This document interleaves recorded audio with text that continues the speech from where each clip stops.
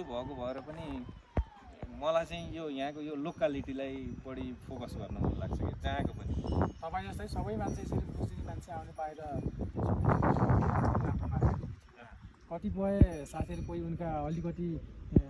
योग्यता गरी भएका साथीहरूले मान्छे यहाँका मान्छे अलिकति घिनाए जस्तो अवस्था पनि देखिएको हो मान्छेले के भनेको भन्दा हामीलाई यो ठाउँमा सम्मान भएन भन्ने सम्मान के हो त भन्दा मान्छे मान्छे नै हो तपाईँले मसँग अलिकति स्पेस लिएर पनि तपाईँ झन् मान भनेर झन् सम्मान गर्न मलाई उचित छ कि मलाई त्यही त यहाँको जस्तो यहाँको मान्छेले मैले अझै अहिले पनि कतिपय मान्छेहरूलाई हेर्छु जस्तो जहाँ जुनसुकै ठाउँबाट आइसकेपछि उहाँको फेसिलिटी यहाँ खोज्ने होइन कि यहाँ त हजुरहरूले खाना दिनुभएको छ तातो दिनुभएको छ यहाँ त्यो फेसिलिटी पुऱ्याइराख्नु भएको छ ठिक छ बढाउँदै जाने बिस्तारै अपग्रेड हुँदै जाने अलग कुरा अब यहाँ बसेरहरूले पिज्जा बेच्न थाल्नुभयो भने त यहाँको धोरपाटनको मेन लोकालिटी नै हुन्न धोरपाटनमा भएको आलु हिजो खुवाउनु भयो आलु त हामीले बाहिर पनि खाएको थियो तर यहीँ खाँदाखेरि यहाँको लोकल आलु भनेर खाँदै गर्दाको फिल अलग हुन्छ कि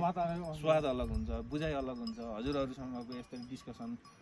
मजाले योहरू गफ गर्दै गर्दाखेरिको टोन अलग हुन्छ यो चिजहरू मजाले क्याप्चर गरेर यो चिज त यहीँको लागि हजुरको यो त ताज हो नि होइन त हजुरहरूले